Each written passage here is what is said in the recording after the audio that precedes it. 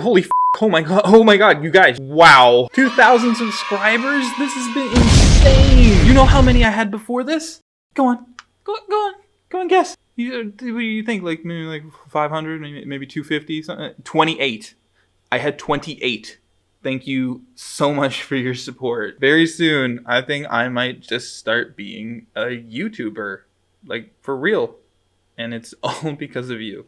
Welcome to the Mystic Endgame Content Chamber, a magical subspace dimension run by Origami, where in order to become strong, soldiers are mercilessly attacked by monsters, wild animals, cult magicians, and indigenous tribespeople. The chamber is the centerpiece of the current Genshin event, Labyrinth Warriors, and the Genshin community has been screaming its approval ever since it was released. Resin-free? Check. No time limit? Check. Novel content? Double check the fights change every time you go in there. Difficulty? Actually, kinda hard? And you know what?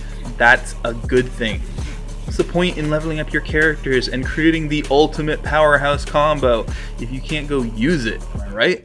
So today, I'm not going to tell you the right answers for how to beat this challenge, because each person's answers will be different, and there are honestly tons of different ways that you can tackle this challenge. I will be providing an overall strategy guide that will give you a strong foundation upon which to build your winning team, along with some tips and tricks based on my experience at the chamber. And I think I've found out a few things that are pretty darn handy. If you're having trouble getting the 100% on this challenge, this will help. First off, you need to understand the nature of the challenge. What is the Onmyou Chamber? The Genshin Impact Wiki says the chamber works much like the Spiral Abyss, but that is a dangerous oversimplification. The aspects of the chamber that work the same as the Spiral Abyss are the least important pieces in regards to actually completing the challenge. One, they are both domains that save your progress at a certain point if you choose to leave the challenge before completion. And two, each floor is separate in regards to your character's health and energy at the start. Everything past that is completely different. The chamber has multiple rooms that have different enemies every time you challenge the event. There are consistent buffs that you can decide on before you go in. There are chests and mid-chamber traps and bonuses. There's no time limit. Each of these factors drastically changes the way you tackle the chamber over the Spiral Abyss, and understanding these implications is hugely important. Let's start off with what you do before you enter the chamber. You should always start by checking what opponents you are going to face on your selected stage. There will be some of almost everything in the chamber, but the important ones are the boss monsters and the opponents who generate strong elemental shields, like Abyss Mages and Fatui. Take note of the elemental affinities that are most common amongst these enemies. When selecting characters, you choose a main team and a support team. Your main team starts the stage, and at certain locations in the dungeon you can swap out characters from your support team. I highly recommend having at least one strong healer on your main team, as food items are not usable inside the chamber. Oh, no, I'm hungry. The rest of your team should be characters that will be effective against the enemy's main elements for that stage. On stage 2 and 5 especially, we can see serious alignments with Cryo and Pyro respectively. So for stage 2, I would recommend having Pyro characters, and on stage 5, I would choose Hydro characters. The enemies you face can also influence your choice of buffs. Every time you challenge the Onmyou Chamber, you can select 3 of 9 different charms called Shikifudas to bring with you. These charms have a limited number of uses and provide specific effects that support your team. Some of my favorites are the Barbara, the Bennett, the Noelle, the Hydro Abyss Mage. Finally, now I have the bubble gun. And the Zhao Rerun Banner, because it lets you do this.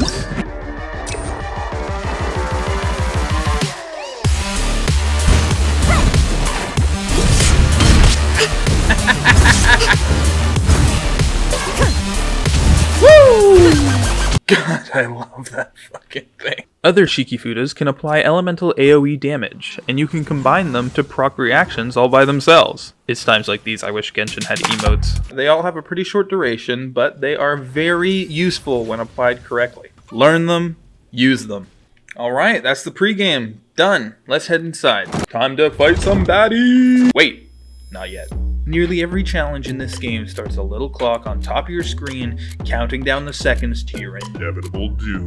And I know that I personally have gotten so used to this mechanic that I will try to conserve time wherever I can automatically. This kind of gameplay is punished heavily in the Onmyou Chamber, with traps hidden everywhere, ready to trip you up and break you down. There are arrow turrets, taser floors, explosive barrels, and spikes falling from the ceiling. The worst ones are the curse fields, biting chunks out of your health bar, preventing your characters from being healed or revived, and just being awful in general. These can be a death sentence for your character if you get hit. Taking your time and going through this with care will make your play much stronger. Before you activate each room, look around the area to see what the layout of the room is. Where there are obstructions, traps, buffs, and mechanisms, they're in there and they can make a difference. And the hallways can be just as dangerous and just as rewarding. Pro tip! I always use a short character when I travel from room to room. There are traps that shoot arrows when you trip them, but a lot of the time they're actually set too high on the wall to hit the shorties, and the slower movement speed they have makes their dash the perfect balance of speed and control for me. I also try to use archers to destroy the destructible items. Explosive barrels and curse fields are often hidden just behind screens, waiting to catch you off guard when you swing your sword. These two factors make Diona the perfect character for avoiding traps. Now that we have trap avoidance under our belt, and we collected every dusty radish we can find, let's fight! No. Let's look at the map. There are 5 different types of rooms called Emplacements. Arrayed Emplacements are a standard battle with only one difficulty setting. They will begin as soon as the symbol in the middle of the room is activated, and once completed will allow you to pick one of 3 charms that will buff your party for the rest of the challenge. So what do charms do? Well, I'll explain about that a little later. Ferocious Emplacements have 2 difficulty settings that you can choose from. Serious, which ironically is easier, and Dire, which will be harder but will have higher quality charm selection at the end. So, about the charms? In a minute! Curative Emplacements will allow you to swap out characters from your support party, which you can do as many times as you like, and also allow you to fully heal your current party once, including reviving your fallen characters. Charm Emplacements. You skip the fighting part and go directly to picking a charm, but these have a chance of inflicting a curse upon the party as well. I always skip these until I have access to a Curative Emplacement, so that if one of my characters gets cursed, I can swap them out immediately if I want to. Finally, there are Decisive Emplacements. These are the boss rooms, containing the most powerful enemies, but which also are always the same, and the details about these rooms are available from the map, so these are the easiest to be prepared for. There are also chest rooms containing treasure and small secrets or booby traps, and gate mechanism rooms, which are just the exit doors after the boss room. The layout of the rooms is a good thing to keep in mind. If you want to collect everything you can, make sure not only to go to every room, but every hallway, as most of the collectible items are in the areas in between rooms. However, if you're replaying the stage and you've already collected everything, or you just don't care about completionism, you monster, you can take the shortest route straight to the boss room. Normally the room type is hidden until you are only one room away, but if you get this charm, you can see the whole map. This is handy to have access to, especially when the layout starts getting more complex. Pro tip! You can always skip the Curative Emplacement the first time around, then come back to it to use that full heal when you can really take advantage of it. Using the Curative Emplacements is especially useful immediately before taking on a boss fight, because you can save the characters to have the right elemental affinity, and who are particularly strong against single targets for that moment to have a greater advantage. Pro tip! If the room looks like this, then there is still a chest, buff, or item hidden somewhere in the room. The same is true for hallways. I thought that I had completely cleared this floor, but when I came back around, I realized I had missed this chest tucked away in the corner of a ladder. Don't forget to check your map.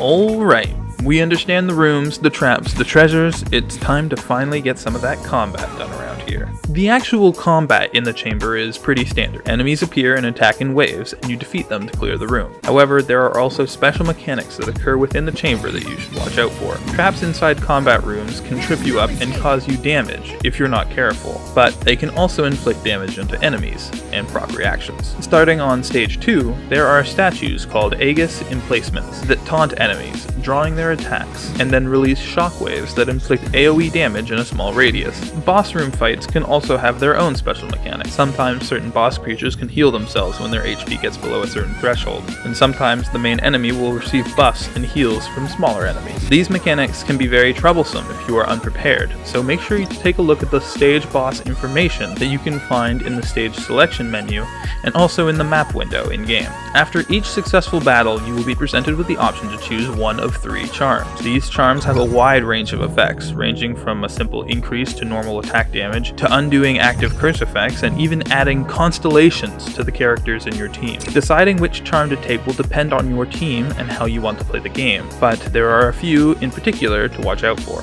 Giving explosive barrels 2000% more damage against opponents is a charm that I always take when I see it. It doesn't increase your own risk, but it drastically changes how you fight, especially if you have a character who can apply cryo beforehand to proc those melt reactions. I would also recommend taking advantage of charms that prevent curse effects, especially when attempting a new stage. Curse fields show up more and more frequently on higher stages, and they can be devastating, so being able to block them is extremely powerful. On the other side of things, charms that have conditions that lead to their removal, like this one that goes away if there are 3 or more enemies near your active character, are generally to be avoided. Why would I want faster attacks if it goes away when there are things to attack? I definitely prefer to have a slightly smaller buff that will stick around for the whole stage. If you can keep stacking up buffs and bonuses as you go while diligently avoiding curses and traps, your team will be kicking butts and clearing stages in no time. Lastly, make sure to spend the battered replicas you collect to boost your charm magic from the event menu. Boosts can increase the number of explosive barrels available in each stage, they can reduce your chances from being cursed from charm emplacements, and they can increase the quality of the charms that you can draw from. All of the upgrades can now be unlocked, so don't sleep on these. All in all, the Mystic Onmyou Chamber is a fantastic addition to Genshin Impact, and I hope it sticks around after this event.